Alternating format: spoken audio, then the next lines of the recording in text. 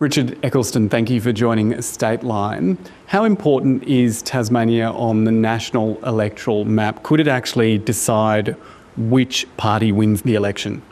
Tasmania's small. We've only got 5 seats in the House of Representatives in Canberra, but 2 or 3 of those are clearly in play. And I think all eyes nationally are on Lyons. If the Labor Party can hold Lyons, then I think things are looking good for the Albanese government. So certainly the way that Tasmanians vote on May 3 will matter.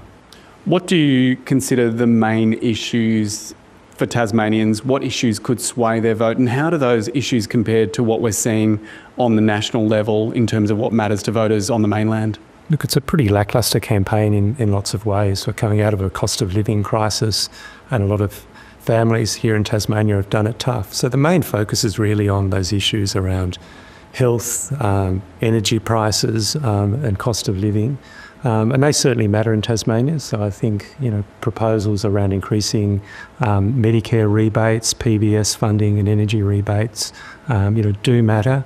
Let's turn to the electorates, starting with the seat of Lyons. It's the most marginal in the state. Labor holds it with a 0.9% buffer, but the incumbent MP isn't recontesting. How do you see Lyons playing out? Look, it'll really go down to the wire. One of the most marginal seats, as you said, in Australia. Sitting member Brian Mitchell retired, and Labor have pre-selected Rebecca White, known to most Tasmanians as the long-term leader of the opposition. And she's up against Susie Bauer, who's been the Liberal candidate in previous elections, so equally well known. How will that play out? Well, Rebecca White certainly got the profile to win Lyons, and she's also very popular. I mean, if you look at state elections where she held, represented exactly the same electorate, she's all consistently topped the poll in state elections, and it's got a big personal following in her own right. So candidates versus national issues will really come to play and really determine the outcome in Lyons. Bass in the state's north is also very tight. It's held by the Liberals' Richard Archer with a 1.4% buffer. Given how close it is, do you think the seat is actually up for grabs? Because usually the focus is on Bass. The bellwether seat has been for 40 years. I think the view is that Bridget Archer, and with her profile, her commitment to, authentically representing the views of the people of Bass and willing to stand up to her party at times, probably is holding her in good stead. Still only on a 2% margin, but I think most people would expect, unless there is perhaps a swing to Labor nationally, and unless national issues trump candidates, I think most people would expect Bridget Archer to hold Bass. Braddon in the state's north and northwest is held by the Liberals. They've got an 8% margin. Again, the incumbent MP is not recontesting, and both major parties have promised to protect salmon jobs in Macquarie Harbour. How significant will that issue be in Braddon? The fact that Gavin Pearce's sitting member's not recontesting, I guess, creates an opportunity for Labor. But notwithstanding their, some would say 11th hour sort of support for the salmon industry, I can't see that, being enough to get them over the line in Braddon. I suspect the decision to provide certainty for aquaculture in Macquarie Harbour was perhaps more to do with Lyons. While there's not aquaculture in Lyons, the future of regional and rural jobs and industries certainly is a broader issue that resonates there.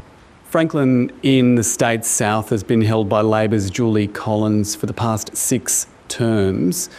She holds the seat with a rather healthy margin of almost 14%, but we've seen recently some mass fish deaths in that electorate. Will that issue open the door for any other candidates? I think one of the big trends that we're going to see in this federal election is declining support for both of the major parties.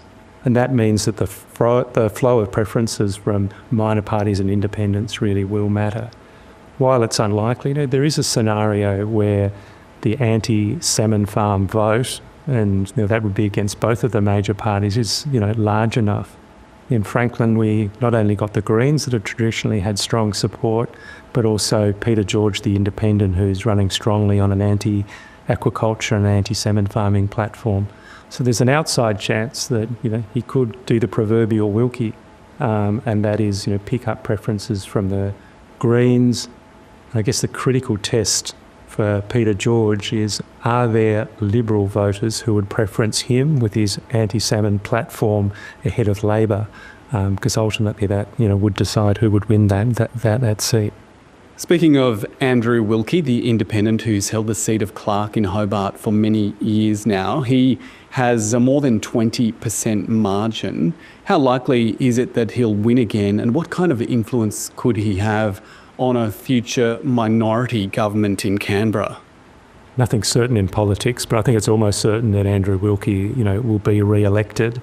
But in a sense, this might be the most important outcome for Tasmania, because Wilkie was first elected in 2010 and held that pivotal role in the Gillard minority government.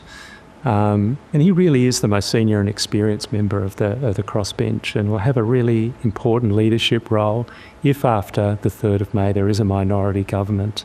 So that could be significant. Wilkie would certainly have a lot of leverage and have national influence. That could be significant for Tasmania. Richard Eccleston, thank you for your analysis. Thank you.